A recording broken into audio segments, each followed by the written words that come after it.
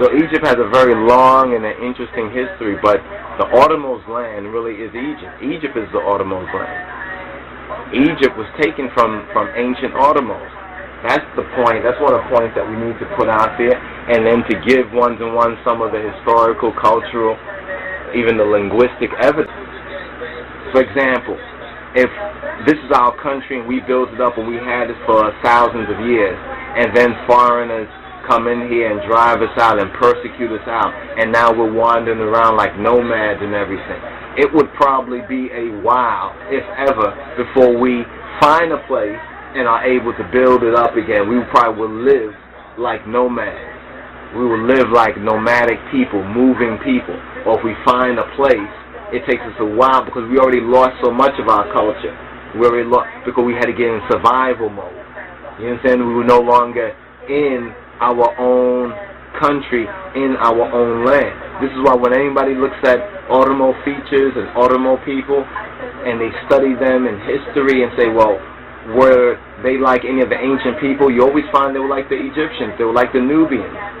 They were like the northern Kushites, because they were southern Kushites, but they were like the northern Kushites closer to the border of Egypt, and some of them actually were in Egypt. Many of them were. Many of the families were in Egypt. Exactly which and which families, that would be the interesting research, to really connect the various different tribes, you understand, which have been displaced from Egypt.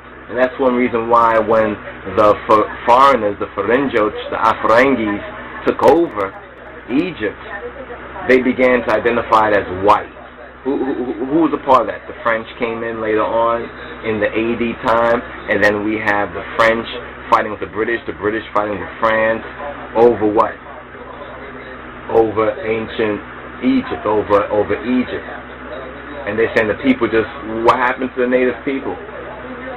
What happened to the native? See, nobody ever asked that question. What happened to the native people? I mean, the people just disappeared? So Egypt has a very long and an interesting history, but the Oromo's land really is Egypt. Egypt is the Oromo's land. Egypt was taken from ancient Oromos.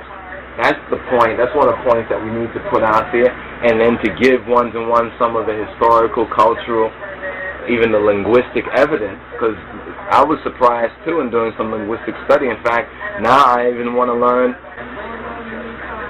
Oromifa. That's why I want to learn Oromifa, to get it right, how they say it.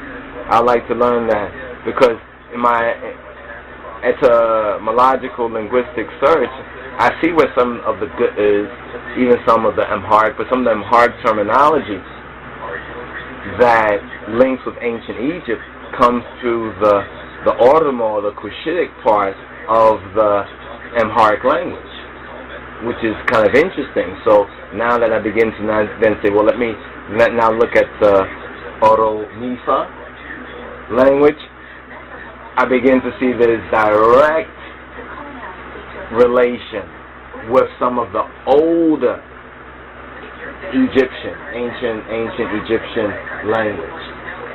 So I'm like, wow, that is really interesting. Very few have even probably even thought to put something like that. As well as, you know what it does too? It gives now the Oromo people another focus to vent their aims and aspirations, and a rightful focus too. Everybody's arguing over, you know, a little bit of land in a small area of what we call today Ethiopia, while the greater amount of land that was taken away from the ancient Oromo people is Egypt. Egypt was taken from the Oromo people. Egypt belongs to the Oromo people, and hopefully this will come to light sooner than later, because it's very, very important for the Oromo people to really understand their ancient links and connections.